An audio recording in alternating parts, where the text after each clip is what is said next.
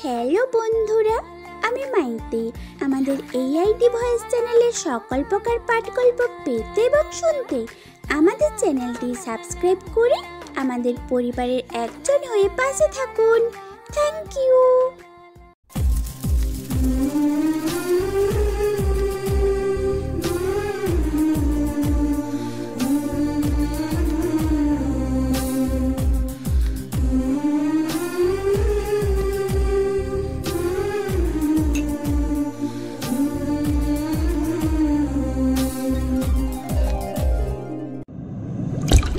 আজ আমার বাসর রাত।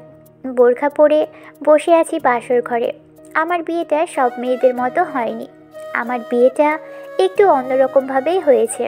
আমি আমার সদ্য বিবাহ করা স্বামীর জন্য বসে আছি।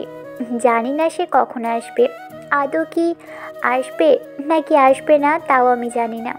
আমার প্রিয় স্বামী আসার আগে আমার পরিচয়টা দিয়ে দিই। আমার নাম নূরজাহান আক্তার নূর। আমরা সিলেটে থাকি। আমি মধ্যবিত্ত পরিবারের মেয়ে। আমি মাদ্রাসায় 10ম শ্রেণীতে পড়তাম। আমার বাবা একজন ইমাম ও মাদ্রাসার শিক্ষক। আমার মা গৃহিণী। আমার ছোট একটা ভাইও আছে, নাম ইব্রাহিম হাসান। আমার ভাইটা হাফিজি পড়ছে। আমার বাবা অনেক ধার্মিক। ছোটকাল থেকেই আমার মায়ের মতো আমাকেও পর্দায় রেখেছে। আমিও পর্দায় থাকতে পছন্দ করতাম, তাই কখনো পর্যন্ত আমাকে কেউ দেখেনি। যার সাথে আমার বিয়ে হয়েছে সে বড়লোক বাবার বখাটে ছেলে। সে আমাকে কখনো দেখেনি, আমিও তাকে এখনো পর্যন্ত দেখিনি। তারা 2 ভাই বোন। আমার শাশুড়ি ছোট বোন আমাদের এখানে থাকে। একদিন আমার শাশুড়ি এখানে বেড়াতে এসে তার ছোট বোনের কাছে আমার কথা শুনে আমাকে দেখতে আসে। তারপর আমাকে দেখে আমার শাশুড়ির খুব পছন্দ হয়। আমার বাবার কাছে আমার শ্বশুরে বিয়ের প্রস্তাব পাঠায়, কিন্তু ছেলে বখাটে শুনে আবার বাবা মা কেউ রাজি হয়নি। কিন্তু তাতে তারা ফিরে যায়নি। তারা আমার বাবার কাছে অনেক আকুতি মিনতি করে আমার বাবাকে রাজি করান। এই ছেলের কাছে আমার বাবা কিছুতেই বিয়ে দিতে চাননি। তাদের জোড়াজুড়িতেই এক পর্যায়ে রাজি হয়ে যায়। আমার বিয়ে ছোটোখাটো করে ঘরে বসেই হয়। তারপর আমাকে ঢাকা নিয়ে আসে। সিলেট থেকে ঢাকা আসতে আসতে রাত হয়ে যায়। কিছুক্ষণ আগেই আমাকে আমার ননদ রিনা একটা রুমে বসিয়ে দিয়ে বলে যায় রাহাত ভাইয়াকে পাঠিয়ে দিচ্ছি। আমি মনে মনে বললাম, ওহ, তাহলে আমার স্বামীর নাম রাহাত। জানি না আমাকে মেনে নিবে নাকি মেনে নিবে না, এসব ভাবছি। হঠাৎ করেই দরজায় জোরে শব্দ হলো। আমি ভাবনার জগৎ থেকে ফিরে এসে সামনে তাকিয়ে দেখি আমার স্বামী আমার দিকে রাগি চোখে তাকিয়ে আছে। আমি একটু ভয় পেয়ে গেলাম। মৃদু স্বরে লম্বা একটা সালাম দিয়ে খাট থেকে নিচে নেমে তাকে সালাম করতে গেলাম, আর আমার স্বামী পিছিয়ে গেল আর বলতে লাগলো, এই মেয়ে, এই আমাকে একদম টাচ করবে না। আমি শুধু আমার মমের কসম রাখতে তোমাকে বিয়ে করতে রাজি হয়েছি। আর না হলে এই রাহাত খান তোমার মতো আনকালচার মেয়েকে কখনোই বিয়ে করতো না। বাহিরে সবাই জানবে আমরা স্বামী স্ত্রী, কিন্তু এই ঘরের ভিতরে আমি তোমাকে স্ত্রী হিসাবে কখনোই মেনে নিব না, আর কখনো স্ত্রীর অধিকার ফলাতে আসবে না। আর এই কথা আমার মমকে বললে আমি তোমাকে জানে মেরে ফেলবো। কথাটা মনে রেখো। আপনি নিশ্চিন্তে থাকুন, আমি এই কথা কাউকে বলবো না। যাও নিচে বা সোফায় গিয়ে ঘুমাও। আমার খাটে কখনোই ঘুমানোর সাহস করবে না। তার এই ব্যবহারে আমার খারাপ লাগলো। তারপরও মনকে শান্ত করে বালিশ কাঁথা গুটিয়ে সোফার উপর রাখলাম। আমার স্বামীর দিকে তাকিয়ে দেখি সে কাঠের উপর শুয়ে মাথার উপর হাত দিয়ে চোখ বন্ধ করে আছে। আমি একটা শাড়ি নিয়ে বাথরুমে চলে গেলাম। ফ্রেশ হয়ে এসে দেখি সে ঘুমিয়ে গেছে। আমি এশার নামাজ আদায় করে সোফায় গিয়ে শুয়ে পড়লাম। ফজরের আজান শুনে ঘুম থেকে উঠলাম। অজু করে এসে আমার স্বামীকে আস্তে করে ডাক দিলাম, প্রিয় স্বামী, ফজরের আজান দিচ্ছে, আপনি ঘুম থেকে উঠে নামাজ পড়তে মসজিদে যান।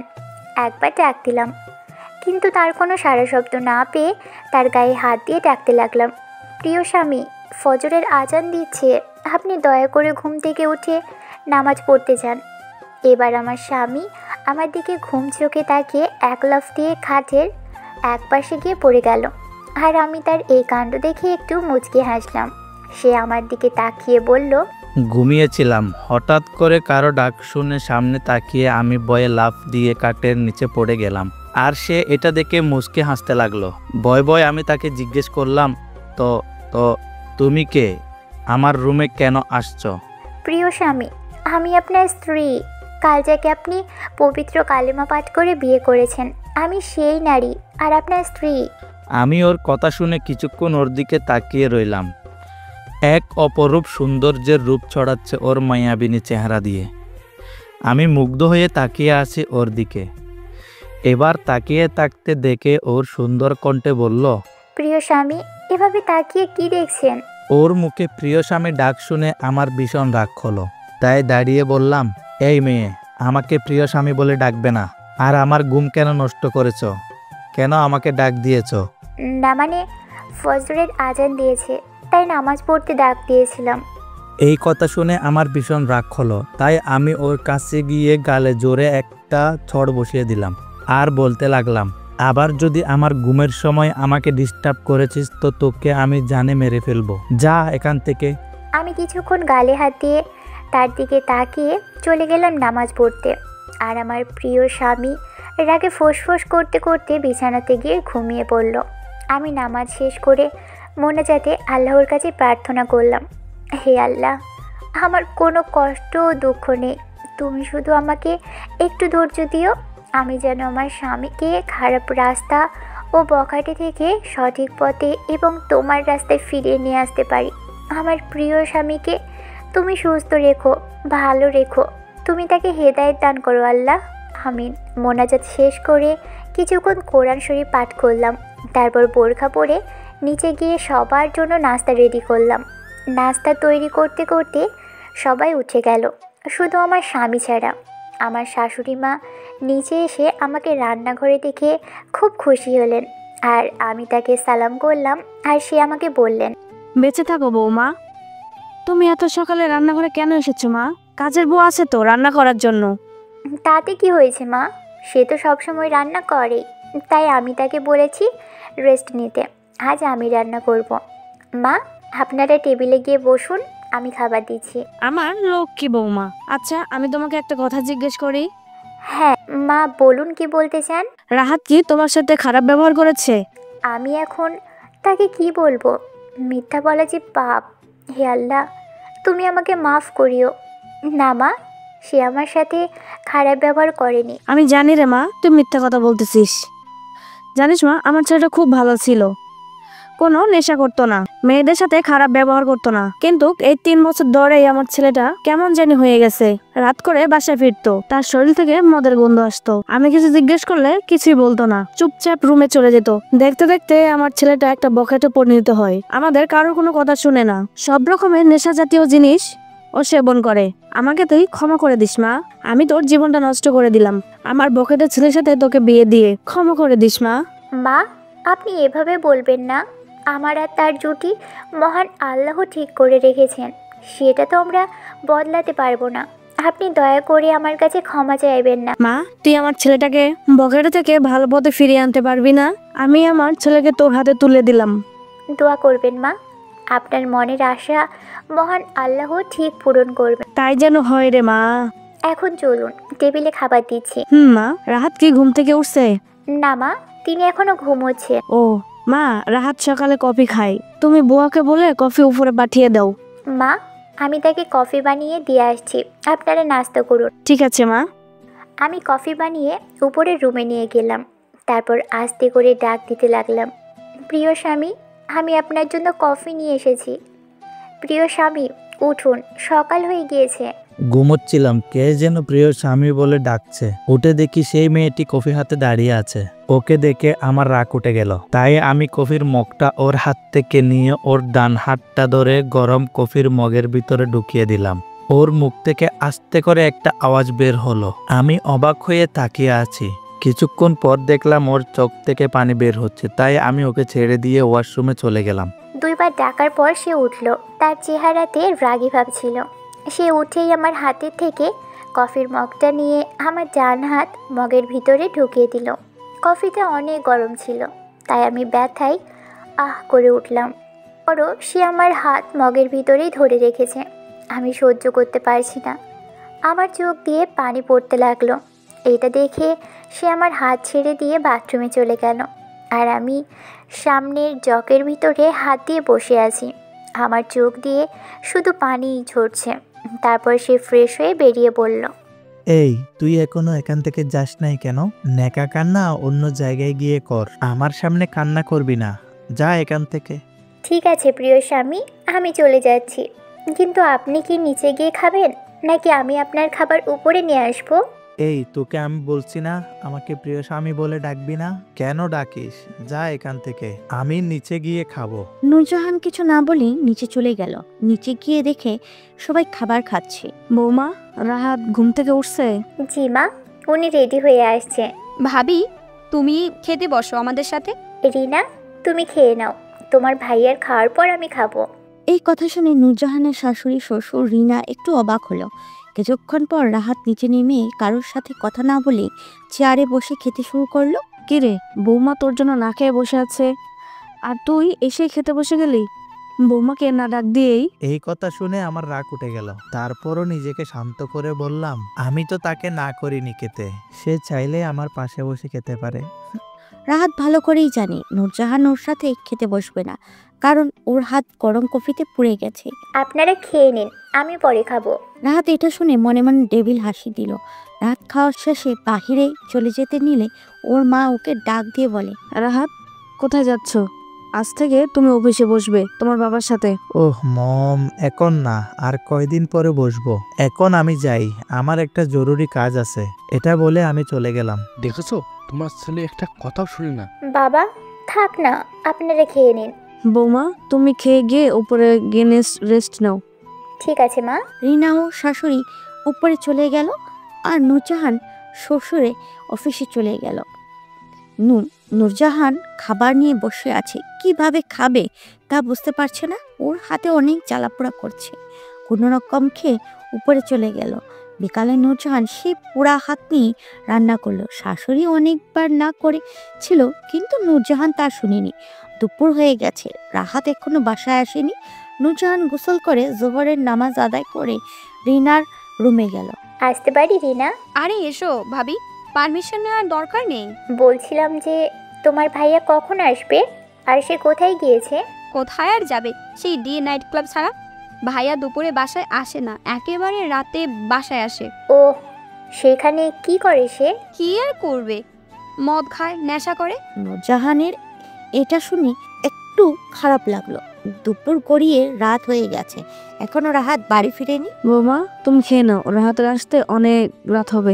সমস্যা নেই মা, আপনারা খেয়ে নিন, আমি না হয় তার সাথে খাবো। ভাইয়ার জন্য বসে থেকে লাভ নেই ভাবি, সে নাও খেতে পারে। নূরজাহান কিছু বলল না। সবাই খেয়ে দে যে যার রুমে গিয়ে শুয়ে পড়ল। নূরজাহান নিচে টেবিলে বসে থাকতে থাকতে কখন যে ঘুমিয়ে পড়েছে সেটাও নিজেও জানে না। হঠাৎ গাড়ির আওয়াজ শুনে নূরজাহান ঘুম ভেঙে গেল। উঠে দেখে রাত 2টা বাজে, কলিং বেল বাজছে। দেখে নূরজাহান গিয়ে দরজা খুলে দিল। নূরজাহান দরজা খুলে দেখে রাহাতের হাতে মদের বোতল নিয়ে দুলতে দুলতে কোনো রকম দাঁড়িয়ে আছে।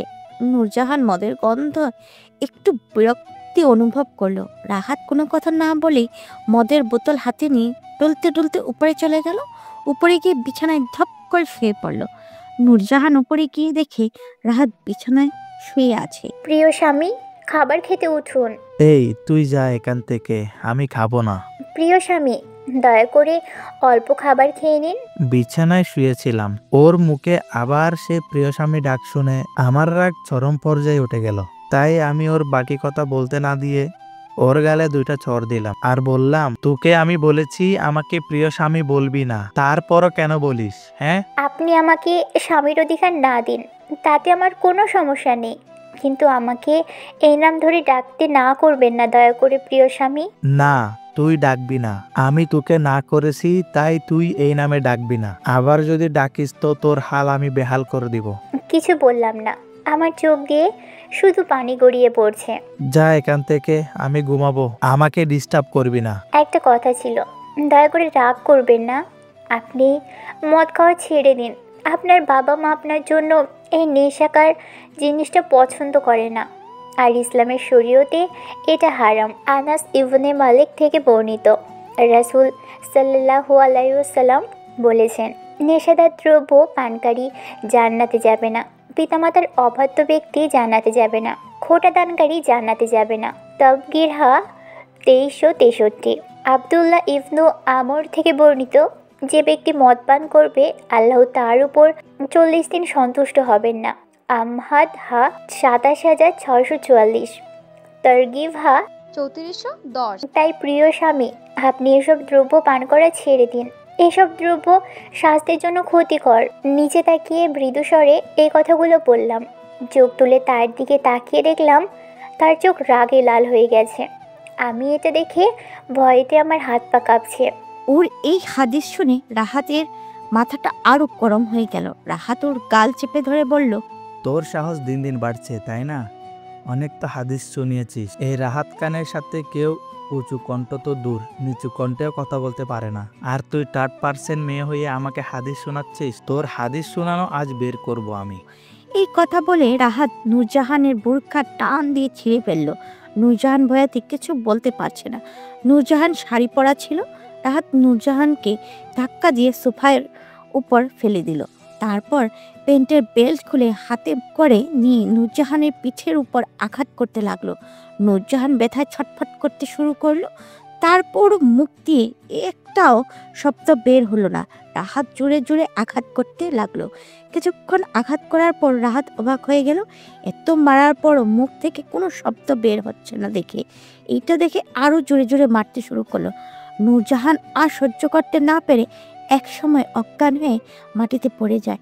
রাহাত আঘাত করা থামিয়ে দিয়ে নূরজাহানের কাছে গিয়ে দেখে অজ্ঞান হয়ে গিয়েছে।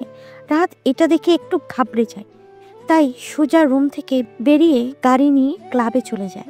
আর নূরজাহান সেখানে সেন্সলেস হয়ে পড়ে থাকে। সকালে সবাই ঘুম থেকে উঠে গিয়েছে। নূরজাহান ঘুম থেকে ওঠেনি দেখে নূরজাহানের শাশুড়ি রিনাকে ডাক দিয়ে নূরজাহানকে ডাকতে তার রুমে পাঠায়। রিনা রুমে গিয়ে দেখে নূরজাহান মাটিতে পড়ে আছে আর পিঠে কালো লম্বা দাগ হয়ে আছে। কয়েকটা ক্ষতস্থান থেকে রক্ত বের হয়ে শুকিয়ে গেছে। রিনা এটা দেখে ওর মাকে ডাক দিয়ে নিয়ে আসে। ওদের বুঝতে বাকি থাকে না যে এটা রাহাতই করেছে। তারপর নূরজাহানকে ধরে বিছানায় শুয়ে দিয়ে মহিলা ডাক্তারকে খবর দেয়। ডাক্তার এসে স্লাইন লাগিয়ে দিয়ে যায় আর কিছু মলম ও মেডিসিন এর নাম লিখে দিয়ে যায়। নূরজাহানের শাশুড়ি ওর পাশে বসে কান্না করতে থাকে। তার ভুলের জন্য তার ছেলের সাথে বিয়ে দিয়ে কাজটা ঠিক করেনি। রিনা ও রিনার বাবা রাহাতকে অনেকবার কল দেয়, কিন্তু রাহাতের ফোন বন্ধ পায়। এদিকে রাহাত ক্লাবে এসে একটা রুমে গিয়ে শুয়ে পড়ে। 12টার দিকে ঘুম থেকে উঠে মাথায় হাত দিয়ে বসে আছে। ও, মাথাটা খুব ব্যথা করছে। কালকে কি হয়েছে কেন মনে পড়ছে না? ও হ্যাঁ, মনে পড়েছে। এটা আমি কি করলাম? রাগের মাথায় আমি ওর গায়ে হাত তুললাম। এই মেয়েটা মনে হয় মম ড্যাডকে সবকিছু বলে দিয়েছে। ড্যাড মম এবার আমাকে বাড়ি থেকে বের করেই দিবে। শিট, কেন যে মেয়েটার গায়ে হাত তুলতে গেলাম। যাই, বাসায় গিয়ে দেখি মেয়েটার কি অবস্থা।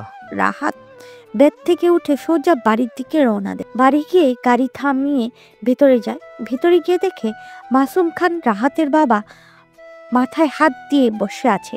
রাহাতকে দেখে বলতে লাগলো, দাঁড়াও, তোমার এত বড় সাহস, তুমি আমার বৌমার গায়ে হাত তুলছো? রুনা বেগম রাহাতের মা এসে জোরে 2টা থাপ্পড় দিল আর বলতে লাগলো, তুই কি জানিস? তুই একটা জানোয়ারের থেকেও খারাপ হয়ে গেছিস। কি দোষ করেছিল মেয়েটা যে তুই এত মারলি নূরজাহানকে? আরে তোর কপাল তো ভালো যে নূরজাহানের মতন একটা বউ পেয়েছিস। না, দোষ তো না, দোষ তো আমার। আমি ভুল করেছি। একটা বকাটা ছেলের সাথে একটা পদ্মাসের মেয়েকে বিয়ে দিয়েছি। আমি ভেবেছিলাম বিয়ের পর তুই ভালো হয়ে যাবি, কিন্তু আমি ভুল ছিলাম। বকেটা ছেলেরা কখনো ভালো হয় না। আর একটা ভুল করেছি, কি জানিস? সে তোকে জন্ম দিয়ে, এটাই আমার বড় ভুল ছিল। এই কথা বলে কান্নায় ভেঙে পড়ল। আর একবার যদি এইরকম ভুল করিস তাহলে আমি তোকে ত্যায্য পুত্র করবো, কথাটা মনে রাখিস। রাহাত কিচ্ছু বলছে না, মাথা নিচু করে সব শুনছে। মাসুম খানের কথাটায় রাগ হলো রাহাতের। রাগে গজগজ করতে করতে উপরে চলে গেল। উপরে গিয়ে দেখে নূরজাহান অজ্ঞান হয়ে বিছানায় শুয়ে আছে। ওর হাতে স্লাইন লাগানো, ওর সারা শরীরে কালো দাগ। রাহাত নূরজাহানের চেহারার দিকে তাকিয়ে আছে। ওর একটু খারাপ লাগলো, পরে আবার রাগ উঠে গেল। তোর জন্য মম ড্যাড আমাকে অনেক কথা শুনিয়েছে, এর সুত আমি নেবই, কিন্তু ওর চেহারায় অদ্ভুত একটা মায়া আছে। ছি, এগুলো আমি কি বলছি? ওর জন্য আমার বকাঝকা শুনতে হলো। একবার ভালো হয়ে নাও, তোমার খবর আমি নিয়ে ছাড়বো। এটা বলে অন্য রুমে চলে গেল। রাতে নূরজাহানের জ্ঞান ফিরে পিটপিট করে চোখ খুলে তাকিয়ে দেখে ও বিছানাতে ঘুমিয়ে আছে।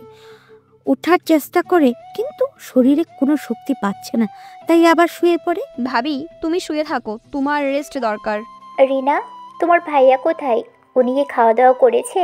ভাবি যে তোমাকে এত মারলো আর তুমি তার কথা জিজ্ঞেস করছো? হাই রে ভালোবাসা। না মানে উনি তো রাতের খাবার খাননি তাই। আচ্ছা রিনা, আমাকে ধরে বাথরুমে নিয়ে যাও, আমি অজু করব।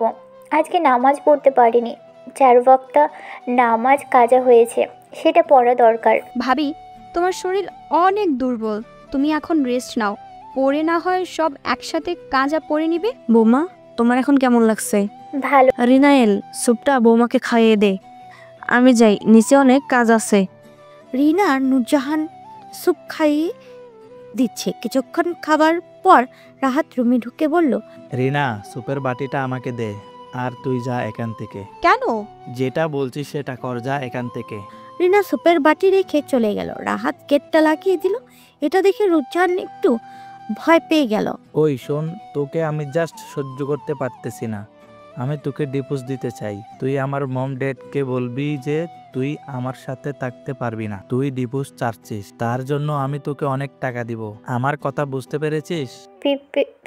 প্রিয় স্বামী, আপনি আমাকে আরও মারুন, তবু ডিভোর্সের কথাটা বলবেন না। আমি আপনাকে কখনোই ডিভোর্স দিতে পারবো না। আপনি চাইলে আরেকটা বিয়ে করতে পারেন, আমি আপনাকে না করব না, কারণ ইসলামিক শরীয়তে দ্বিতীয় বিয়ে জায়েজ আছে। আমি আপনার স্ত্রী না হতে পারলেও আপনার দাসী হয়ে থাকতে চাই। দয়া করে ডিভোর্সের কথা আর বলবেন না। নূরজাহান এর কথা শুনে রাহাত এর রাগ উঠে গেল, তাই রাগে ফুসফুস করতে করতে রুম থেকে বেরিয়ে গেল। নূরজাহান চোখ দিয়ে 2 ফোঁটা পানি গড়িয়ে পড়ল। এইভাবেই 10-12 দিন কেটে গেল। নূরজাহান এখন সুস্থ হয়েছে। রাহাত প্রতিটা কথায় কথায় নূরজাহানের গায়ে হাত তুলে, কিন্তু নূরজাহান চুপ করে থাকে, কাউকে কিচ্ছুই বলে না। নূরজাহান ওর চেষ্টা চালিয়ে যাচ্ছে রাহাতকে ভালো পথে ফিরিয়ে নিয়ে আসার জন্য। নূরজাহান রাহাতকে প্রিয় স্বামী বলেই ডাকে। এতে রাহাতের রাগ হয়, কিন্তু মুখে কিচ্ছু বলে না। রাহাত সবার সামনে নূরজাহানের সাথে ভালো ব্যবহার করে, কারণ রাহাতের একটাই ভয়, মাসুম খান যদি রাহাতকে ত্যায্যপুত্র করে দেয় তাহলে রাহাত এর পথে বসতে হবে। তার জন্য রাহাত এই প্ল্যান করে। রাহাত ঠিক জানে তাদের মন জয় করে চললে সব কিছু রাহাতের নামেই লিখে দিবে। রাহাত খাটে ফোন চালাচ্ছে। নূরজাহান রুমে ঢুকে বলল, প্রিয় স্বামী, বলছিলাম যে আমি তো অনেক দিন ধরে কোথাও ঘুরতে যাইনি, তাই আপনি কি আমাকে নিয়ে কোথাও ঘুরতে যাবেন? আমি যেতে পারবো না, যা এখান থেকে। নূরজাহান এটা শুনে মন খারাপ করে চলে যেতে লাগলো। রাহাত ডাক দিয়ে বলল, ওই মেয়ে, ওহো ওই, তোর নামটা কি যেন বলতো? ওই মেয়ে বলে ডাকতে ইচ্ছা করে না আর। নূরনাহান নূর। এত বড় নাম ধরে ডাকতে পারবো না আমি। প্রিয় স্বামী, আপনি আমাকে নূর বলেই ডাকতে পারেন। সেটাই ভালো। আচ্ছা শোন, যা গিয়ে রেডি হয়ে নে, তোকে নিয়ে বের হবো বাহিরে। আচ্ছা প্রিয় স্বামী। রাহাত গাড়িতে বসে আছে, কিন্তু নূরজাহান এখনো আসছে না। নূর, এই নূর, কোথায় তুমি? এতক্ষণ লাগে নাকি? নূরজাহান গাড়ির কাছে এসে দাঁড়িয়ে বলল, প্রিয় স্বামী, আমি এসে পড়েছি। রাহাত নূরজাহানের পা থেকে মাথা পর্যন্ত দেখছে। কালো বোরখা, হাতে পায়ে কালো মোজা, চোখ দুটো ঢাকা। রাহাতের কাছে মনে হচ্ছে কোনো হুড়পড়ি দাঁড়িয়ে আছে। মন করে কি দেখছেন প্রিয় স্বামী? না কিছু না, আসো গাড়িতে এসে বসো। তাদের পাশে এসে বসলো। রাহাত গাড়ি স্টার্ট দিল। রাহাত একটা পার্কের সামনে গাড়ি থামালো। রাহাত ও নূরজাহান গাড়ি থেকে নামলো এবং ওরা পার্কের ভিতর দিয়ে হাঁটা শুরু করলো। রাহাত আশেপাশে একটু খেয়াল করে দেখলো সব ছেলেদের সাথে মেয়ে আছে, তো ওরা নূরজাহানের দিকে কেন তাকাচ্ছে। রাহাত নূরজাহানকে নিয়ে একটা বেঞ্চে বসলো। কিছুক্ষণ বসার পর রাহাতের কিছু ফ্রেন্ডের সাথে পার্কে দেখা হলো। রাহাত একটু দূরে গিয়ে ওদের সাথে কথা বলছে। কি রে শালা, বউ নিয়ে পার্কে ঘুরতে এসেছিস, আবার বলিস বউ মেনে নিস নাই? শালাই মিথ্যা কথা বলে আমাদের সাথে। সত্যি আমি ওকে এখনো মেনে নেইনি। ও পার্কে আসার জন্য জোর করছিল, তাই নিয়ে এসেছি। আর তোরা তো জানিস আমার প্ল্যানটা কি। ও যাই হোক, ভাবির সাথে কি পরিচয় করিয়ে দিবি না? আয় চল তোদের পরিচয় করিয়ে দেই। নূরজাহান, এরা হচ্ছে আমার ফ্রেন্ড রিফাত ও রকি। হাই ভাবি, হাউ আর ইউ? ওয়ালাইকুম ভাইয়া, ভালো আছেন আপনারা? রিফাত একটু অপমান বোধ করলো। রাহাতেরও এটা দেখে রাগ হলো। ভালো আছি ভাবি, আপনি কেমন আছেন? আলহামদুলিল্লাহ ভালো। কিছুক্ষণ কথা বলে ওরা চলে গেল। রাহাত নূরজাহান একটা রেস্টুরেন্টে গেল, খাবার দাওয়া করে বাসায় চলে এলো। বাসায় এসে রাহাত রুমে ঢুকে গেট লাগিয়ে দিয়ে নূরজাহানের কাছে এসে বলল, এই তুই আমার বন্ধুর সাথে হাত মেলালি না কেন? প্রিয় স্বামী, পরপুরুষের সাথে কথা বলা তো দূর, হাত মেলানো জায়েজ নেই ইসলামের শরীয়তে। তবে হ্যাঁ, যদি কোনো নারী বিপদের সম্মুখীন হয় তবে শুধু কথা বলাটা জায়েজ আছে। এই জন্যই আমি তাদের সাথে হাত মেলাইনি, তার জন্য আমাকে ক্ষমা করবেন। এক তো আমার ফ্রেন্ডদের সাথে হাত মেলাসনি, তার উপরে আবার হাদিস বলিস? যা এখান থেকে। নূরজাহানের গালে থাপ্পড় দেওয়াতে ওর ঠোঁট কেটে রক্ত বের হয়ে যায়। কোনো কথা না বলেই মাথা নিচু করে চলে গেল। দেখতে দেখতে 2 মাস পার হয়ে গেল, এখনো রাহাত নূরজাহানকে তার স্ত্রী হিসাবে মেনে নেয়নি। রাহাত সব সময় নূরজাহানের গায়ে হাত তুলে ও গালাগালি করে, আর নূরজাহান তা মুখ বুজে সহ্য করে। এর মধ্যে নূরজাহানের পরিবারের সবাই এসে নূরজাহানকে দেখে যায়, তাদেরকেও এই সব কথা বলেনি। এবং নূরজাহানের বাবা নূরজাহানকে কয়েকদিনের জন্য বেড়াতে নিয়ে যেতে চেয়েছিল, কিন্তু রাহাত যাবে না বলে নূরজাহানও তাদের সাথে যায়নি। রাহাতকে নূরজাহান অনেকটাই ভালোবেসে ফেলে, তাই ওর প্রতিটা মার গালাগালি ওর কাছে ভালোবাসা মনে। একদিন রাহাতের পরিবার সবাই রাহাতের নানি বাড়ি যায়, কারণ রাহাতের নানি খুব অসুস্থ। তাই মাসুম খান, রুনা বেগম, রিনা তাকে দেখতে যায়। রুনা রাহাত ও নূরজাহানকে সাথে করে নিয়ে যেতে চেয়েছিল, কিন্তু রাহাত যাবে না বলে দিয়েছে, তাই নূরজাহানও তাদের সাথে যায়নি। তারা 3 জন দুপুরের খাবার খেয়ে রূপগঞ্জ যাওয়ার উদ্দেশ্যে বেরিয়ে পড়ে। আর রাহাতকে বলে যে নূরজাহান বাসায় একা, তাই বাসায় যেন তাড়াতাড়ি চলে আসে। রাহাত তাদের কথা কানে না নিয়ে ক্লাবে চলে যায় মেইন গেট তালা দিয়ে। আর নূরজাহান বাসায় একা থাকে। নূরজাহান ইশারের নামাজ আদায় করে অনেকক্ষণ অপেক্ষা করে রাহাতের জন্য, কিন্তু রাহাত এর আসার কোনো নামগন্ধ নেই। রাত 12টা বেজে গেছে। দেখে নূরজাহান খাবার বেড়ে রুমের টেবিলের উপর রেখে সোফায় গিয়ে ঘুমিয়ে পড়ে। ক্লাবে কি রে রাহাত, আর কত মদ খাবি? এবার বাসায় যা, তোর বউ তো বাসায় একা, তাই না? রাহাত চুপ করে আছে আর মদ খেয়েই যাচ্ছে। রাহাত, শুনলাম তোর বউ নাকি অনেক সুন্দর, তা আবার পদ্মাশীল। কেউ নাকি তোর বউকে এখনো পর্যন্ত দেখেনি? হ্যাঁ, আসলে অনেক সুন্দর। সেদিন পার্কে দেখলাম, আমার কাছে তো খুব ভালোই লেগেছে। বোরকা পরা অবস্থায় এত ভালো দেখাচ্ছিল, না জানি বোরকা ছাড়া কত ভালো লাগবে। ইস, আমি যদি এরকম একটা বউ পেতাম, তা না হলে যে কি করতাম তাও নিজেও জানি না। তাই নাকি? তাহলে তো অনেক সেক্সি মাল হবে। রাহাত, তুই কি মালটাকে টেস্ট করে দেখেছিস? আর যদি করিয়েছো তো আমাদেরকেও একটু বেড শেয়ার করতে দিস, আমরাও দেখি সেক্সি মালটা। আমরা তো তোর ফ্রেন্ড, তাই না? রাহাত এই কথা শুনে হাতের গ্লাসটা জুড়ে আছাড় দিয়ে ভেঙে ফেলে। রিমনের কলার ধরে বললে, ওই ওর বিষয়ে একটাও খারাপ কথা বলবি না, ও আমার স্ত্রী। আর একটা কথা বলেছিস তো আমি ভুলে যাব, আমার কোনো বন্ধু ছিল। রকি রিফাত দৌড়ে এসে রাহাতকে রিমনের কাছ থেকে সরালো। রাগে রাহাতের চোখ মুখ লাল হয়ে গেছে। রাত, তুই নাকি ওকে স্ত্রী হিসেবে মেনে নিস নাই, তো তোর এত রাগ হচ্ছে কেন এই কথা শুনে? হঠাৎ করেই রাহাত বুঝতে পারলো ও কি বলেছে। হ্যাঁ, তাই তো, আমি তো নূরকে স্ত্রী হিসাবে মেনে নেইনি।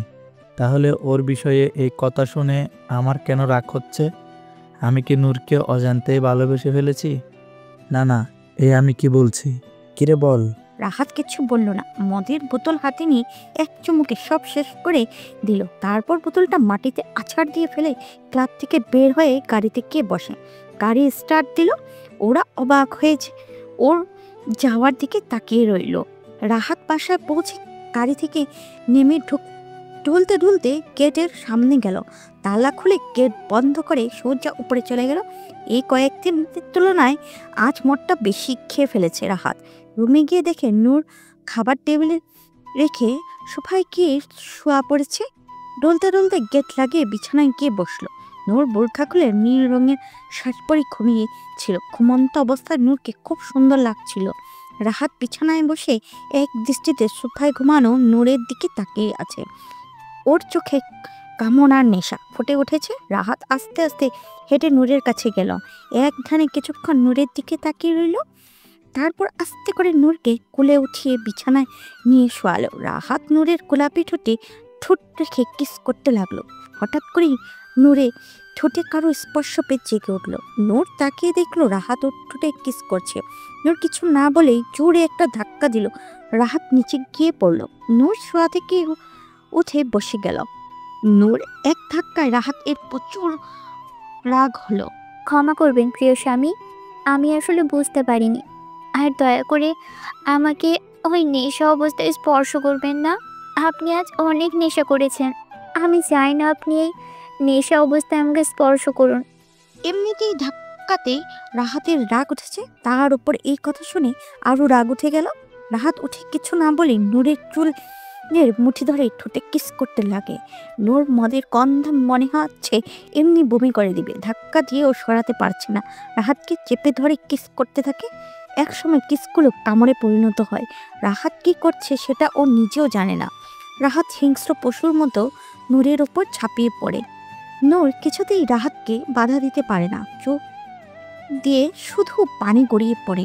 নূর এক সময় সহ্য করতে না পেরে সেন্সলেস হয়ে যায়। রাহাত ওর কাজ শেষ করে নূরের বুকের উপর শুয়ে পড়ে। সকালে নূরের জ্ঞান ফিরে। পিটপিট করে চোখ খুলে তাকিয়ে দেখে রাহাত ওর বুকের উপর ঘুমিয়ে আছে।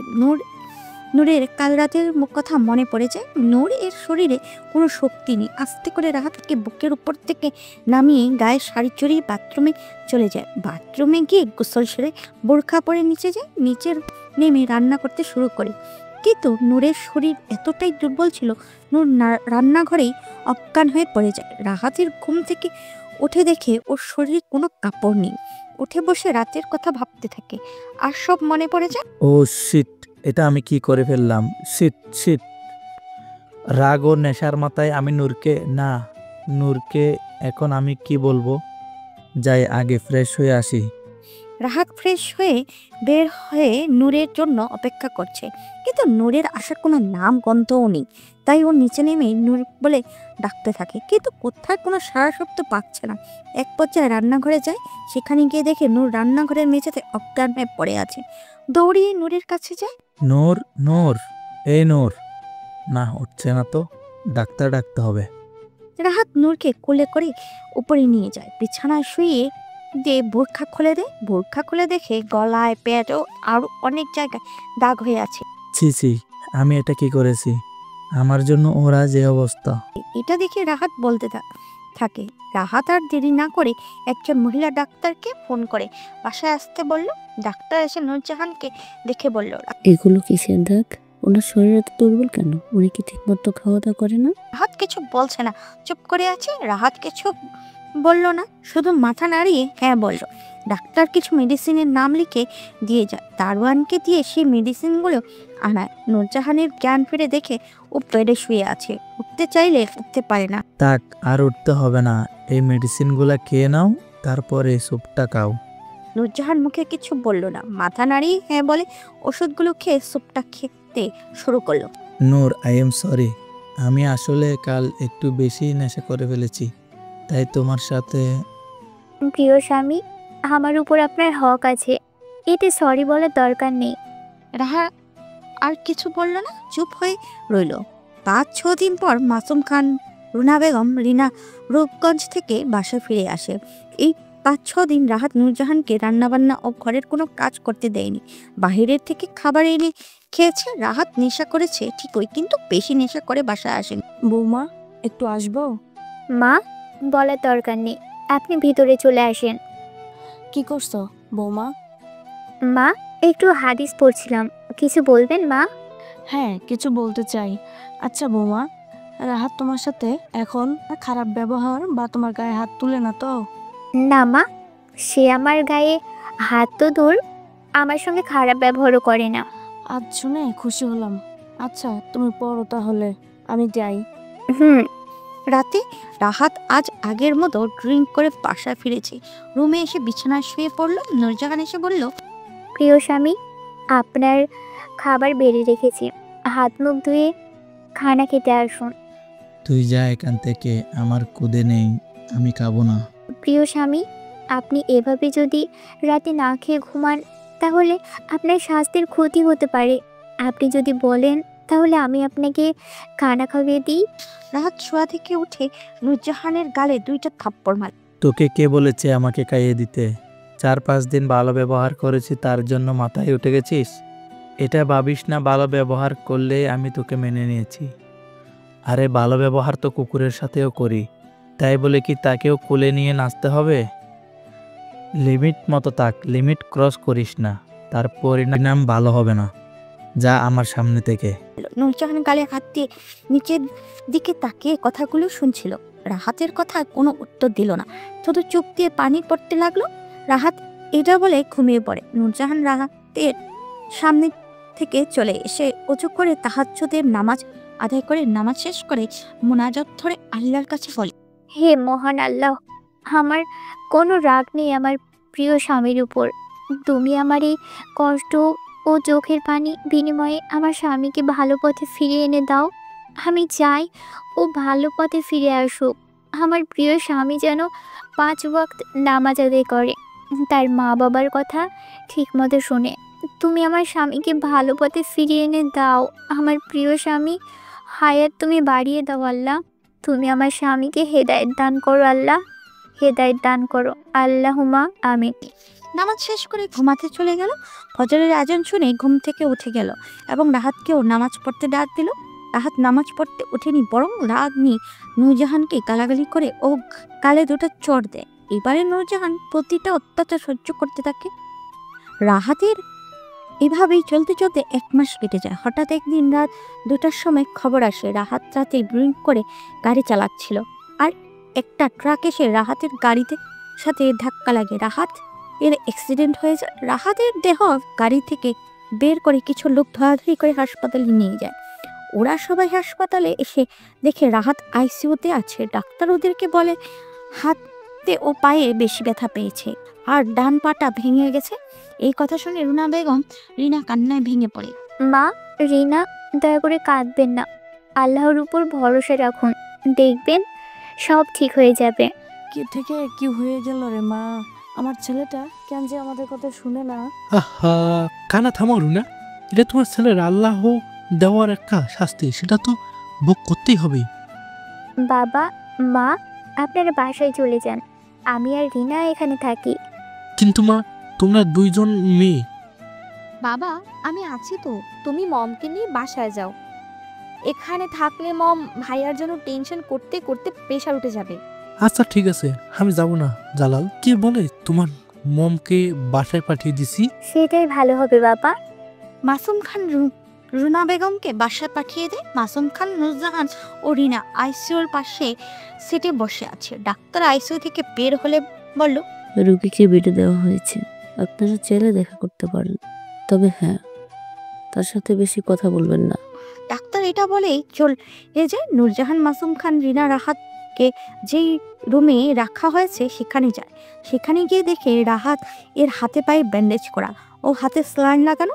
নূরজাহান এটা দেখে কান্না ধরে রাখতে পারেনি, নীরবে কেঁদেই যাচ্ছে। রাতটা কোনো রকম পার হয়ে সকাল হলো।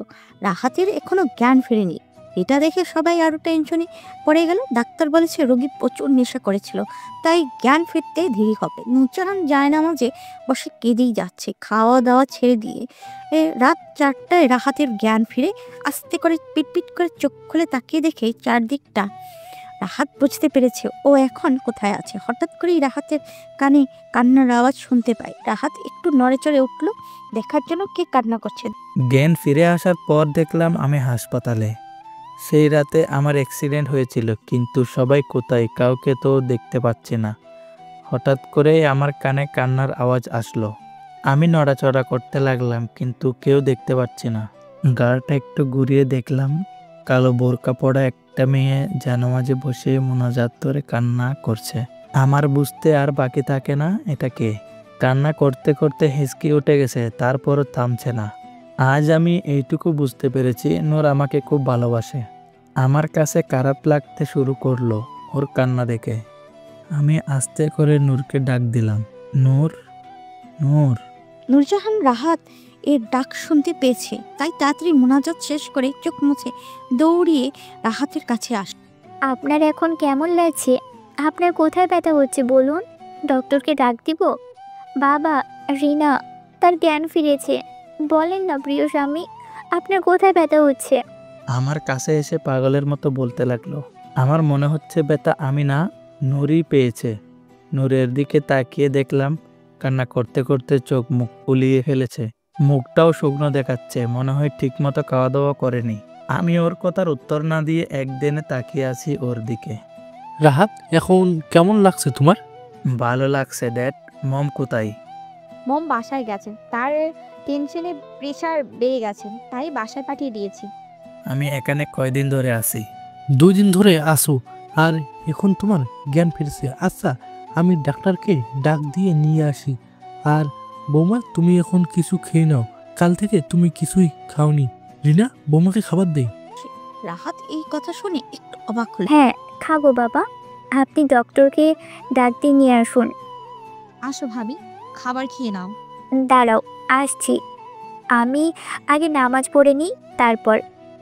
পরে পড়ো, আগে খাবার খেয়ে নাও। না রিনা, আমি। নূর, আগে খাবার খাও, তারপর নামাজ পড়তে যাও। আচ্ছা প্রিয় স্বামী, আপনার কিছু লাগবে? না। নূরজাহান খাবার খেয়ে নামাজ পড়ে নিল ও আল্লাহর কাছে শুকরিয়া আদায় করলো। দেখতে দেখতে কেটে গেল আরো 2 সপ্তাহ। রাহাত এখন মোটামুটি সুস্থ, তাই ডাক্তার বাসায় নিয়ে যেতে বলেছে। তবে ঠিকমতো হাঁটতে পারে না। ডাক্তার বলেছে ভালো করে পায়ের যত্ন নিতে, তাড়াতাড়ি ভালো হবে এবং হাঁটতেও পারবে। বাসায় নিয়ে আসার পর নূরজাহান রাহাত এর অনেক সেবা যত্ন করতে থাকে। খাইয়ে দেওয়া হতে শুরু করে সব কাজ করে দিত রাহাতের। আর রাহাত নূরজাহানের এই রকম কেয়ারনেস দেখে অবাক হতো। নূর, আমি চাই তোমাকে দূরে সরাতে, কিন্তু তুমি ততই আমার সেবা যত্ন করতে আমার কাছে ছুটে আসো। আমি অবাক হই তোমাকে দেখে। এত অপমান করি, গালাগালি করি, তোমার গায়ে হাতও তুলি, তারপরও কেন তুমি আমাকে এতটা ভালোবাসো? আমি যে তোমার মায়াতে পড়ে যাচ্ছি নূর। নূর আমাকে সুখ খাইয়ে দিচ্ছিল। আমি নূরের দিকে এক দৃষ্টিতে তাকিয়ে মনে মনে কথাগুলো বললাম। প্রিয় স্বামী, আপনার খাওয়া শেষ, এখন আপনি শুয়ে পড়ুন।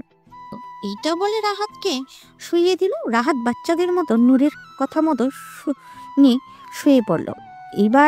এভাবেই রাহাতের সেবা যত্ন করতে থাকলো নূরজাহান। আরও 1 মাস পার হয়ে গেল। এই 1 মাসে রাহাত প্রতিদিন সকালে নূরের মিষ্টি কণ্ঠে কোরআন তেলাওয়াত শুনে ঘুম ভাঙত। রাহাত ও সকালে উঠে শুয়ে নূরের কোরআন তেলাওয়াত শুনত। নূরের প্রতিটা কাজে রাহাত মুগ্ধ হয়। এখন নূরকে কাছ থেকে দেখছে, তাই রাহাত আস্তে আস্তে নূরের প্রতি দুর্বল হয়ে পড়ে। রাহাতের পা বেশি ভালো না হলেও অনেকটাই ভালো হয়েছে। লাঠি ভর দিয়ে হাঁটে রাহাত। একদিন নূর হঠাৎ করেই মাথা ঘুরিয়ে পড়ে যায়। সবাই এটা দেখে খুব চিন্তিত হয়ে যায়। মাসুম খান ডাক্তারকে খবর দেয়। সেদিন রাহাত বাসায় ছিল না, ক্লাবে গিয়েছিল। ডাক্তার নূরকে মিসেস খান, মিষ্টি নিয়ে আসো, আপনি দাদি হবেন। আলহামদুলিল্লাহ। ওগো শুনছো, তুমি দাদা হতে চলেছ। আলহামদুলিল্লাহ। ইমা সন্ধ্যা তোমার রজনীগন্ধায়, রূপসাগরের রূপের পানে উদাসী মন্ধায়, পূর্ণিমা সন্ধ্যায় তোমার প্রজাপতির পাখা, আমার আকাশে যাওয়া মুগ্ধ চোখে রঙিনী স্বপন মাখা। বসে বসে গান করছিলাম, এমন সময় এমন একটা খুশির সংবাদ শুনে খুশিতে লাফ দিয়ে উঠে ভাবিকে বললাম, ভাবি তোমাকে যে কিভাবে ধন্যবাদ দিব, আমাদের ঘরে নতুন অতিথি আসছে। মিসেস খান, তাহলে আমিও যাই, আর আপনার বৌমার খেয়াল রাখবেন। ঠিক আছে। এটা বলে ডাক্তার চলে গেল। সবাই এই কথা শুনে অনেক খুশি হয়েছে। নূরজাহানের পরিবারের সবাইকে এই খবর জানিয়ে দেয়। তারাও অনেক খুশি হয়েছে। নূরজাহান মনে মনে আল্লাহর কাছে শুকরিয়া আদায় করছে। ভাবি তুমি বসো, আমি মিষ্টি নিয়ে আসছি এখনই। এটা বলেনি না চলে গেল। জানাবো মা, আমরা আজ অনেক খুশি। আমরা তো ভাবছিলাম আমরা আর নাতিপুতির মুখ দেখতে পারবো না, তার আগেই মারা যাব। মা, এসব কথা বলবেন না, দয়া করে কাঁদবেন না। আল্লাহ আপনার মনের আশা পূরণ করেছে। হ্যাঁ রে মা, তার জন্য আল্লাহর কাছে লাখ লাখ শুকরিয়া। এই যে এসে পড়েছি, এই নাও মিষ্টি খাও ভাবি। ওরা মিষ্টি খাইয়ে দিচ্ছেন তিনজনকে। এর মধ্যেই রাহাত রুমে চলে আসে আর এইসব কাণ্ড দেখে অবাক হয়ে যায়। আজ কি হয়েছে তোমাদের? নিচে ড্যাড খুশিতে মনে হচ্ছে এখনই ডান্স করবে, আর তোমরা এখানে বসে মিষ্টি নিয়ে মেতে আসো। ব্যাপারটা কি বলো তো? না, একা ষষ্ঠী দেখাচ্ছে, মনে হচ্ছে কিছুই জানে না। রাহাত, আজ আমি অনেক খুশি। এটা বলে নূরজাহান ও রাহাতের কপালে চুমু দিয়ে চলে যায়। রাহাত পোকার মতো চেয়ে থাকে। কি হয়েছে বুঝতেছি না, আমাকে একটু বলতো রিনা। রিনা রাহাতের কানে কানে বলে দিল দৌড়। আর রাহাত হা হয়ে আছে। এটা শুনে নূরজাহান লজ্জায় মাথা নিচু করে বসে আছে। রিনা রাহাতের কানে কানে বলছে, তোকে গালানোর জন্য ছেলে মেয়ে আসছে, সাবধান থাকিস। এটা আমি কি শুনলাম? তার মানে আমি বাবা হব? এই কেমন অনুভূতি? নূরজাহান রাহাতকে দাঁড়িয়ে থাকতে দেখে হঠাৎ করে বিছানা থেকে নেমে বলতে থাকে, মাফ করবেন প্রিয় স্বামী, আমি ভুল করে আপনার বিছানায় বসে পড়েছি। আপনি বিছানায় বসে রেস্ট নিন। রাহাত নূরজাহানের কথায় একটু খারাপ লাগলো, কারণ রাহাত ওর বিছানায় বসতেও শুতে না করেছে তার জন্য। প্রিয় স্বামী, আপনি কি খুশি হননি? রাত কিছু বলছে না, চুপ করে আছে। রাহাতের চুপ করে থাকতে দেখে নূরজাহান এর মুখ কালো হয়ে গেল। নূরজাহান আস্তে করে পাশ কাটিয়ে চলে যায় আর রাহাত বিছানায় ধপ করে বসে পরে ভাবতে থাকে, আমার এমন কেন লাগছে? এটা কেমন অনুভূতি? এই অনুভূতি তো কখনো হয়নি। এখন আমি কি করব? আমার ভুলের জন্যই এটা হয়েছে। আমি তো নূরকে এখনো মেনে নেইনি, তাহলে এখন কি করব আমি? রাতে খাওয়া দাওয়া শেষ করে সবাই ঘুমাতে যায়। রাহাত নূরজাহানের সাথে আর কোনো কথা বলেনি। নূরজাহান সোফায় ঘুমিয়েছে। হুট করে রাহাত নূরকে বলে ওঠে, নূর, এই বাচ্চা তুই নষ্ট করে দিবি, আমি চাই না এই বাচ্চা। প্রিয় স্বামী, দয়া করে এ কথা বলবেন না। আমি কিছুতেই এটা করতে পারবো না, এটা যে বড় পাপ। আমি তোর কোনো কথা শুনতে চাই না। তুই কালকে আমার সাথে হাসপাতালে গিয়ে অপারেশন করে আসবি। প্রিয় স্বামী, আমি মা হয়ে আমার বাচ্চাকে মেরে ফেলতে পারবো না। দয়া করুন, একটু দয়া করুন প্লিজ। রাহাতের পায়ে পড়ে কান্না করে বলতে লাগলো। রাহাতের এটা শুনে আরো রাগ উঠে গেল। রাহাত নূরজাহানের পেটে জোরে লাথি দিল। ঠিক তখনই নূরজাহানের ঘুম ভেঙে যায়। নূরজাহান লাফ দিয়ে ঘুম থেকে উঠে গেল। আমি এতক্ষণ স্বপ্ন দেখছিলাম তাহলে? খুব ভয়ঙ্কর স্বপ্ন ছিল এটা। আমার মতে ফজরের আজান দেয়নি, তাই তাড়াতাড়ি উঠে গিয়ে তাহাজ্জুদের নামাজটা পড়ে নিই। নূরজাহান উজু করে এসে নামাজ পড়তে দাঁড়িয়ে গেল। নূরজাহান এই স্বপ্নটা দেখে খুব ভয় পেয়ে যায়। নামাজ শেষ করে আল্লাহর কাছে বলতে লাগলো, হে আল্লাহ, জানি না কেন আমি এই স্বপ্নটা দেখলাম, তবে এই স্বপ্নটা যেন সত্যি না হয়। আল্লাহ, তুমি আমার স্বামীকে সুস্থ করে দিয়েছো, তার জন্য তোমার দরবারে লাখো কোটি শুকরিয়া আদায়। এই আল্লাহ, দয়া করে আমার এই বাচ্চার যেন কোনো ক্ষতি না হয়। আমার স্বামীর মন তুমি নরম করে দাও এই বাচ্চার ওসিলায়, সে যেন একদম ভালো হয়ে যায়। আমি আজ পর্যন্ত তোমার কাছে যা যা চেয়েছি তুমি আমাকে তাই দিয়েছো, আর যেটা না দিয়েছো তাতেও আমার কোনো আফসোস ছিল না। কিন্তু আজ আমি তোমার কাছে একটা জিনিস চাইবো। তুমি আমার হায়াত নিয়ে গিয়ে আমার বাচ্চার হায়াত দান করো আল্লাহ। আমি চাই আমার বাচ্চা এই দুনিয়ার মুখ দেখুক, ওর যেন কোনো ক্ষতি না হয় আল্লাহ, ও যেন কোনো ক্ষতি না হয়। তুমি তো দেখছো সবাই কত খুশি এই বাচ্চাটার জন্য, তুমি তাদের মুখের হাসিটুকু কেড়ে নিও না আল্লাহ। তুমি আমার বাচ্চাটাকে সুস্থভাবে এই দুনিয়ায় পাঠাও আল্লাহ, এটাই তোমার কাছে আমার চাওয়া। দয়া করো আল্লাহ, রহম করো আমার আল্লাহ। আমার প্রিয় স্বামীটা যেন খারাপ পথ থেকে ভালো পথে ফিরে আসে। তুমি তাকে বেশি করে হেদায়েত দান করো আল্লাহ, হেদায়েত দান করো। সবাইকে তুমি সুস্থ রেখো আল্লাহ, ভালো রেখো। আল্লাহুম্মা আমিন। মোনাজাত শেষ করে জায়নামাজে বসেই কান্না করতে লাগলো। এদিকে রাহাতের কান্নার শব্দে ঘুম ভেঙে যায়। আজ নূরজাহানের মোনাজাত একটু জোরে জোরে বলেছে, তাই রাহাত বিছানায় শুয়েই সব শুনতে পেয়েছে। ঘুমিয়েছিলাম, হঠাৎ করে আমার কানে কান্নার আওয়াজ বেশি আসতে লাগলো। আমি চারদিকে তাকিয়ে দেখলাম সারা রুম অন্ধকার, তো কান্না করছে কে? শুয়ে থাকার পর কারো কণ্ঠের সুর আমার কানে বেশি আসতে লাগলো। আমি চুপ করে শুনতে লাগলাম। কিছুক্ষণ শোনার পর আমি বুঝে গেছি এটা কার কণ্ঠ। হালকা ডিম লাইটের আলোতে বোঝা যাচ্ছে যে নূর জায়নামাজে বসে আছে আর মোনাজাত ধরে কান্না করছে। তাই আমি চুপটি করে ওর সব কথা শুনতে লাগলাম। নূরের কথাগুলো শুনে আমার চোখে পানি চলে আসলো। কেন আমার চোখ দিয়ে পানি পড়ছে তা আমি জানি না। নূরের মোনাজাতের সব কথাই আমি শুনতে পেয়েছি। আমি এইটুকু বুঝতে পেরেছি নূর আমার জন্য ও বাচ্চার জন্য বেশি কান্না করছে। নূর মোনাজাত শেষ করে আরো কান্না করতে লাগলো। ওর কান্না দেখে আমার বুকের মধ্যে চিনচিন ব্যথা হতে লাগলো। আমার কাছে প্রচন্ড খারাপ লাগতে লাগলো। হে আল্লাহ, তুমি আমাকে মাফ করো। আমি এতদিন অনেক অন্যায় করেছি নূরের উপর। ওর মতো একটা ফুলের মতো মেয়েকে আমি অনেক মেরেছি। আমি বড় ভুল করে ফেলেছি আল্লাহ। আজ থেকে আমি তোমাকে কোনো কষ্ট দেব না নূর। তোমাকে আমি কখনোই কান্না করতে দেব না নূর। তোমাকে আমি স্ত্রীর মর্যাদা দিয়ে আমার মনের রানী বানিয়ে রাখবো, আর সব খারাপ কাজ আমি ছেড়ে দিব। এটা আমার ওয়াদা। নূর কিছুক্ষণ কান্না করে সেখানেই ঘুমিয়ে পড়ে। আমি বিছানা থেকে উঠে নূরের কাছে গেলাম। হালকা আলোতে ওর চেহারা অল্প অল্প দেখা যাচ্ছে। চেহারাটা কান্নার কারণে লাল হয়ে গেছে, চোখ দুটো ফুলে গেছে। আমি কোনোরকম নূরকে কুলে উঠিয়ে নিলাম। তার জন্য বাঙ্গা পাটায় একটু ব্যথা পেলাম। সেটাকে পাত্তা না দিয়ে কুলে করে নিয়ে এসে বিছানায় শুয়ে দিলাম। আর আমিও শুয়ে নূরকে আমার বুকের মাঝে দৌড়িয়ে ধরলাম। নূরের কপালে আলতো করে একটা চুমু দিয়ে আমিও ঘুমিয়ে পড়লাম।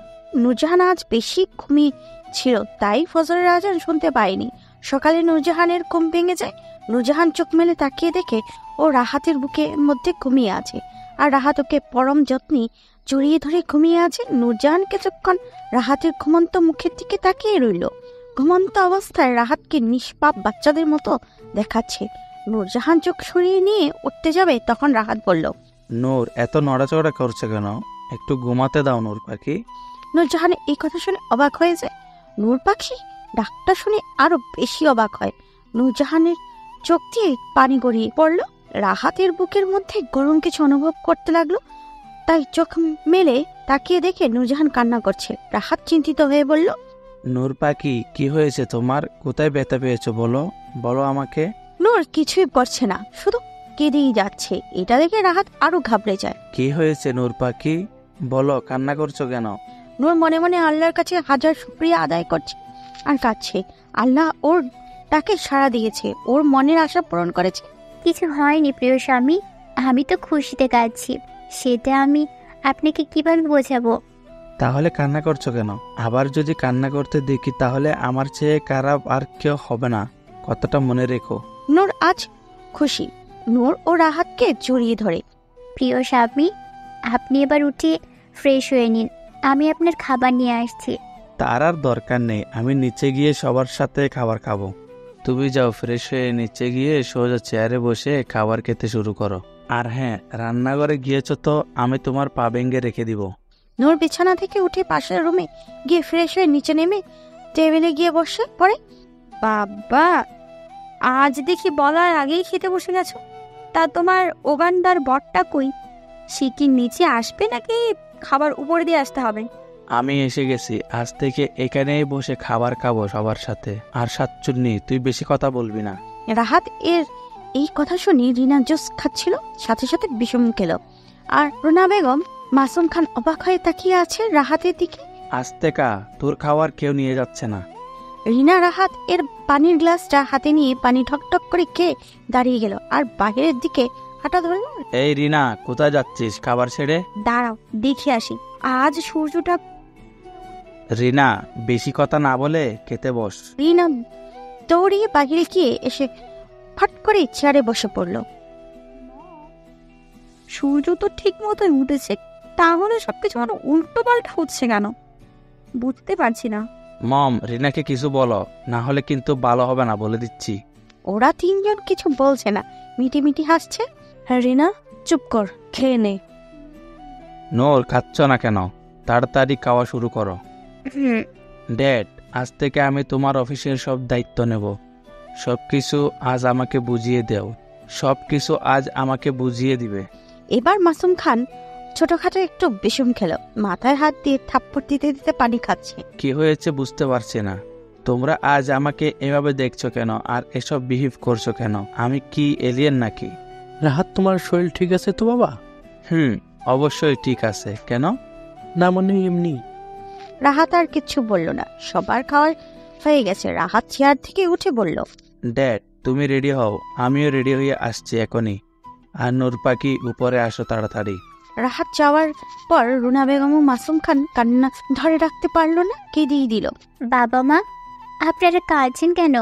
রিনা, তুমিও কাঁদছো? মারে, তোকে যে কিভাবে বলে বোঝাবো তার ভাষা খুঁজে পাচ্ছি না। এটাতে খুশির ছানটা মা।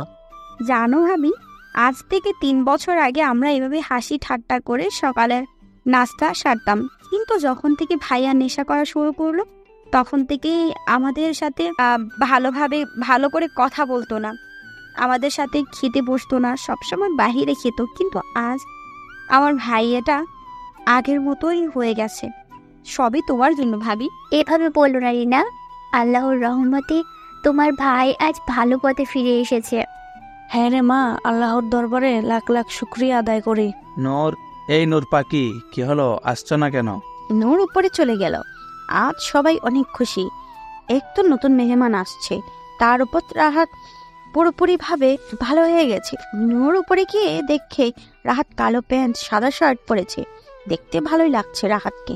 রাহাত হাতে টাই নিয়ে আয়নার সামনে দাঁড়িয়ে বাঁধার চেষ্টা করছে। এতক্ষণ লাগে নাকি নিচে থেকে উপরে আসতে? যাই হোক, এখানে এসো নূর পাখি, আমার টাইটা বেঁধে দাও। প্রিয় স্বামী, আমি তো এটা বাঁধতে পারি না। এদিকে এসো, আমি তোমাকে শিখিয়ে দিচ্ছি, আর কাল থেকে তুমি সব সময় টাই বেঁধে দিবে। নূর রাহাত এর কাছে গেল, রাহাত নূরকে টাই বাঁধা শিখিয়ে দিল। তারপর যাওয়ার আগে নূর এর কপালে চুমু দিয়ে গেল আর বলে গেছে কোনো কাজ না করতে। নূরও লক্ষ্মী মেয়ের মতো রাহাতের কথা মতো কোনো কাজ করলো না। রাহাত অফিসে থাকা অবস্থায় ওর বন্ধুরা ওকে অনেকবার কল দিয়েছিল, কিন্তু রাহাত কল রিসিভ করে নাই। রাহাত অফিস থেকে এসে দেখে নূর নামাজ পড়ছে, তাই রাহাত ফ্রেশ হয়ে এসে নূরের জন্য বসে আছে। নূর নামাজ শেষ করে উঠে এসে রাহাতের গায়ে ফু দিল। রাহাত নূরের কোমর জড়িয়ে ধরে বলল, নূর, তুমি সব সময় লুকিয়ে লুকিয়ে দোয়া পড়ে ফু দিতে, তাই না? প্রিয় স্বামী, আপনি কি তা টের পেতেন? পেতাম, কিন্তু এত বেশি পাত্তা দিতাম না। আজ যখন তুমি আমার সামনে এসে ফু দিয়ে চলে যাচ্ছ, আমি তখনই বুঝতে পেরেছি তুমি আমার গায়ে ফু দাও সেটা। ও আচ্ছা, একটা কথা বলি। বলো নূর পাখি। না মানে, আপনি কি নামাজ পড়তে পারেন? পারি তো, কেন? বলে আজ থেকে মসজিদে নামাজ আদায় করতে যাবেন কি? অবশ্যই যাব, তুমি যখন বলছো আমি যাব মসজিদে নামাজ পড়তে।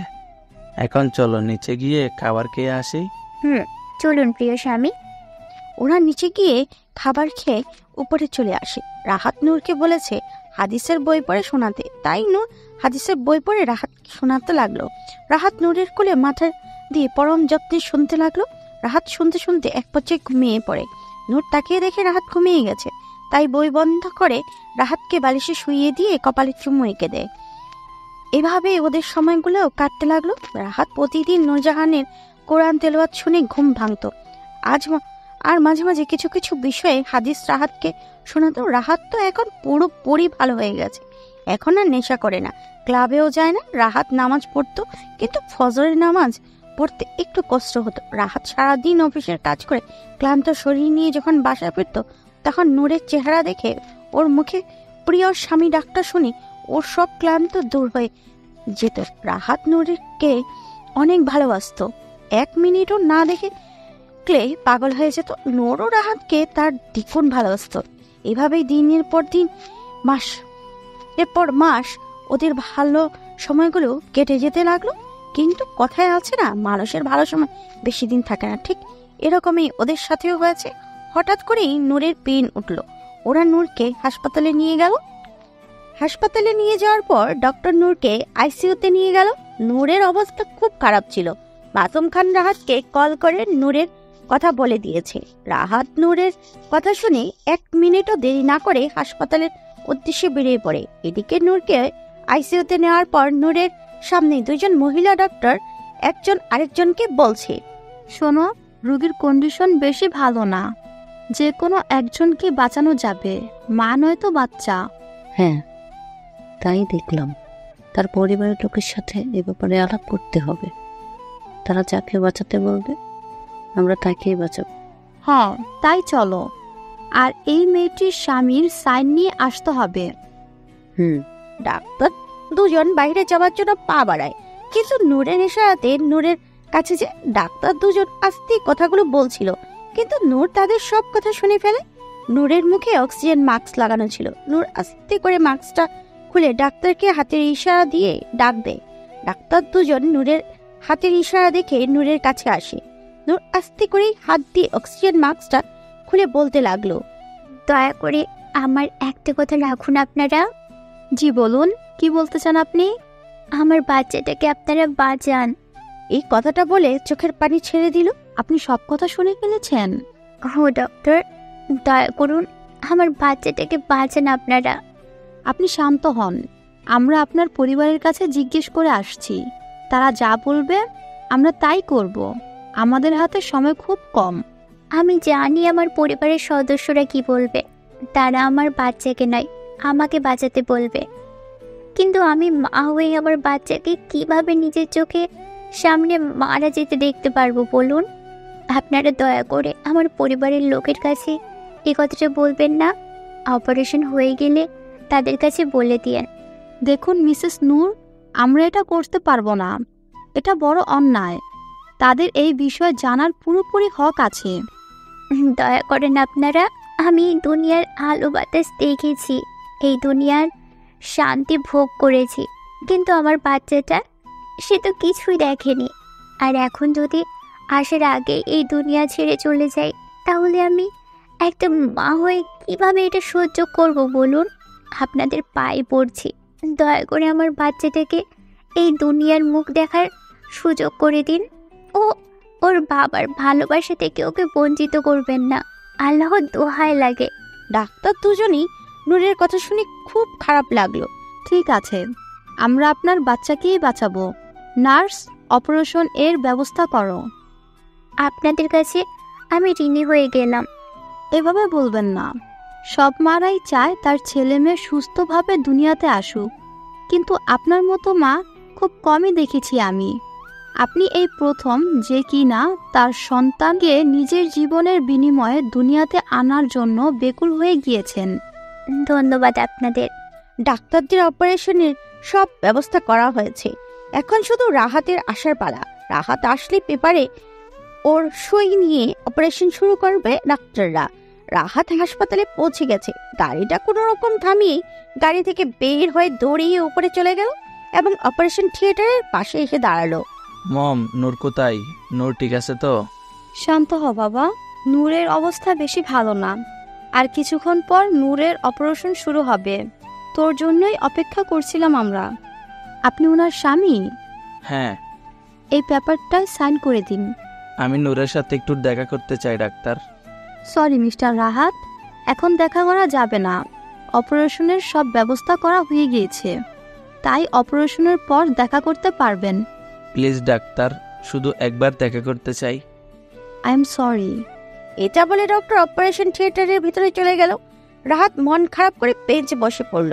অপারেশন শুরু করে দিয়েছে, সবাই অনেক টেনশনে আছে। রাহাত সেখানে দাঁড়িয়ে পায়চারি ও ছটফট করছে নূর ও বাচ্চার জন্য। রাহাত মনে মনে আল্লাহকে স্মরণ করছে। অনেকক্ষণ হয়ে গেছে, কিন্তু থিয়েটারের ভিতর থেকে কেউ বের হয় নাই। এটা দেখে আরো টেনশনে পড়ে গিয়েছে সবাই। কিছুক্ষণ পর একজন ডাক্তার একটা ফুটফুটে বাচ্চা নিয়ে অপারেশন থিয়েটার থেকে বের হয়ে ওদের কাছে দিল। মিস্টার রাহাত, আপনার মেয়ে হয়েছে, এই নিন আপনার মেয়ে। সবাই বাচ্চাটাকে দেখে মুখে একটু হাসি ফুটলো। বাচ্চাটা একদম নূরের মতো হয়েছে, দেখতেও অনেক সুন্দর। রাহাত ওর মেয়েকে দেখে ওর চোখ দিয়ে দুফোঁটা পানি গড়িয়ে পড়লেন। রাহাত ওর মেয়েকে কোলে নিয়ে কপালে চুমু দিয়ে মায়া ভরা দৃষ্টিতে তাকিয়ে আছে। হঠাৎ করেই রাহাতের নূরের কথা মনে পড়ে গেল। ডাক্তার, নূর কেমন আছে? নূর সুস্থ আছে তো? এবার আমি ওর সাথে দেখা করতে চাই ডাক্তার। দেখুন মিস্টার রাহাত, আমি আপনার কাছে একটা কথা গোপন করেছি। কি গোপন কথা? কি বলতে চান? খোলাসা করে বলবেন ডাক্তার। আসলে নূর আমাকে নূর যা যা বলেছে সব কথা সবাইকে খুলে বলল। রাহাত ডাক্তারের কথা শুনে ধাপ করে সেখানে মাটিতে বসে পড়ল বাচ্চা নিয়ে। রিনা এসে বাচ্চাকে রাহাতের কাছ থেকে নিয়ে রুনা বেগমের কোলে দিল। আর মাসুম খান ও নূরের বাবা ডাক্তারের সাথে তর্ক করতে শুরু করলো। সবাই কান্নায় ভেঙে পড়লো। ভাইয়া শান্ত হ। কান্না জড়িত কণ্ঠে রাহাতের কাছে বসে মাথায় হাত দিয়ে বলল, ডাক্তারের কথা শুনে আমি এক মুহূর্তের জন্য থমকে গেলাম। আমার মনে হচ্ছে আমার পৃথিবী উল্টে গিয়েছে। এটা কেন করলো নূর? আমার কাছে বলার কি একটাবার প্রয়োজন মনে করলো না? দেখুন, এখন আমার সাথে তর্ক করে লাভ নেই। আর মিস্টার রাহাত খান, আপনি আপনার স্ত্রীর কাছে যান। রোগীর হাতে বেশি সময়। বাকিটা বলতে পারলো না, তার আগেই রাহাত ওর হাত দিয়ে থামিয়ে দিল। রাহাত সেখান থেকে উঠে ভিতরে চলে গেল। রাহাত জোরে দরজা খুলে ভিতরে প্রবেশ করলো। রাহাতের মনে ভেতর নূরের জন্য রাগ হচ্ছে, তাই ভিতরে এসে নূরের পাশেই চেয়ারে বসে নূরের দিকে না তাকিয়ে অন্যদিকে তাকিয়ে আছে। নূর রাহাতের উপস্থিতি টের পেয়ে তাকিয়ে দেখে রাহাত অন্যদিকে তাকিয়ে আছে। নূর অক্সিজেন মাস্কটা খুলে বলতে লাগলো, প্রিয় স্বামী, আপনি কি আমার উপর রাগ করে আছেন? চুপ। এভাবে রাগ করে থাকবেন না প্রিয় স্বামী, তাহলে যে আমি মরেও শান্তি পাবো না। রাহাত নূরের মুখে মারা যাওয়ার কথাটা শুনে আর বসে থাকতে পারলো না, তাই নূরের দিকে ফিরে আস্তে করে নূরের গালে থাপ্পড় দিল। প্রিয় স্বামী, আমি আপনার এই থাপ্পড়টাকে খুব মিস করব। কেন করলে এটা নূর? কেন? আমাকে কি একবার জানানো প্রয়োজন মনে করলে না? আমি তোমাকে ছাড়া কিভাবে থাকবো নূর? প্রিয় স্বামী, আমাকে আপনি ক্ষমা করবেন। আমি চাইনি আমার বাচ্চাটা এই দুনিয়া থেকে চলে যাক, তাই আমি এই। চুপ করো নূর, চুপ করো। তোমাকে ছাড়া আমি কিভাবে থাকবো বলো নূর? আপনি ভুল বলছেন প্রিয় স্বামী। আপনার বাঁচার কারণ আমি এই দুনিয়াতে রেখে গিয়েছি। তাকে আঁকড়ে ধরে আবার নতুন করে বাঁচতে শিখুন। পারলে আরেকটা বিয়ে করে আবার সংসার শুরু করুন। না নূর, না। আমার জীবনে তুমি প্রথম ছিলে, তুমি শেষ। একটা কথা রাখবেন প্রিয় স্বামী। রাহাত নূরের হাত ধরে বলল, বলো নূর। আমাকে একটি বার নূর পাখি বলে ডাকবেন। নূর পাখি? এইটা বলে আরো জোরে জোরে কান্না করতে লাগলো। দয়া করে কান্না করবেন না প্রিয় স্বামী, আপনার কান্না আমি সহ্য করতে পারছি না। রাহাত কিছু বলছে না, শুধু কেঁদেই যাচ্ছে। প্রিয় স্বামী, আপনি আমার মেয়েটাকে কোরআনের হাফিজা বানায়েন, ওকে মাদ্রাসায় পড়ায়েন। এটা আমার শেষ ইচ্ছে। রাহাত কিছু বলছে না, শুধু কেঁদেই যাচ্ছে। সবাইকে একটু ঢাক দিবেন, এই শেষবারের মতো আমি তাদেরকে দেখতে চাই। রাহাত উঠে সবাইকে ডাক দিয়ে ভিতরে নিয়ে এসেছে। নূরের মা, বাবা, ভাই, মাসুম খান, রুনা বেগম, রিনা, রিনার কোলে ছিল নূরের মেয়ে। সবাই ভিতরে এসে নূরকে দেখে কান্না করতে লাগলো। নূর তাদেরকে দেখে একটু মুচকি হাসি দিল। তারপর রাহাত ও মেয়ের দিকে তাকিয়ে আস্তে করে চোখ বন্ধ করে ফেললো। নূরের শরীর দুইটা ঝাঁকি দিয়ে নিস্তেজ হয়ে গেল। রাহাত দৌড়ে নূরের কাছে এসে বলল, নূর, এই নূর, কি হলো? ডাকছি শুনতে পারছো না নাকি? আরে তোমার সাথে আমার আরো কথা আছে। নূর, উঠছো না কেন তুমি? আমার কিন্তু ভীষণ রাগ হচ্ছে। নূরকে ধাক্কা দিয়ে ডাকতে লাগলো, মম, নূরকে উঠতে বলো, আমার কিন্তু খুব রাগ হচ্ছে। নূর, মম, নূরকে জিজ্ঞেস করো প্রতিদিন সকালে কে আমাকে কোরআন পড়িয়ে ঘুম ভাঙাবে, প্রতিদিন কে আমাকে হাদিস পড়ে শোনাবে, প্রতিদিন রাতে আমাকে কে খাইয়ে দিবে, কে আমাকে প্রিয় স্বামী বলে ডাকবে, অফিস থেকে ফিরে এসে কার চেহারা দেখে আমি ক্লান্তি দূর করব। মম, জিজ্ঞেস করছো না কেন নূরকে? জিজ্ঞেস করো মম। রুনা বেগমের কাছে গিয়ে জোরে জোরে বলল। রাহাত এর এই পাগলামির কথাগুলো শুনে সবাই আরো জোরে জোরে কান্না করতে লাগলো। মম, তুমি জিজ্ঞেস করবে না তাই না? হে আল্লাহ, কেন কেড়ে নিলে আমার নূরকে? নূরের গায়ে দিনের পর দিন হাত তুললাম বলে, নূরকে গালিগালাজ করতাম বলে, নূরকে অবহেলা করতাম বলে, কিন্তু তুমি যখন থেকে আমার বাচ্চাকে দুনিয়াতে পাঠিয়েছ ঠিক তখন থেকে আমি নূরকে ভালোবাসতাম, নূরকে নিজের থেকেও বেশি ভালোবাসতাম। তাহলে এখন কেন আমার কাছ থেকে আমার নূর পাখিকে কেড়ে নিলে বলো আল্লাহ, বলো। উপরের দিকে তাকিয়ে জোরে চিৎকার করে নিচে বসে পড়ল। রাহাতের এই চিৎকারে হাসপাতালের সবাই সেখানে জড়ো হয়ে গেছে। সেই ডাক্তার দুজন রাহাতের পাগলামো দেখে কান্না করতে লাগলো। রাহাত চোখ মুছে নূরের কাছে গিয়ে নূরকে বুকে নিয়ে নূরের সারা মুখে চুমু দিতে লাগলো।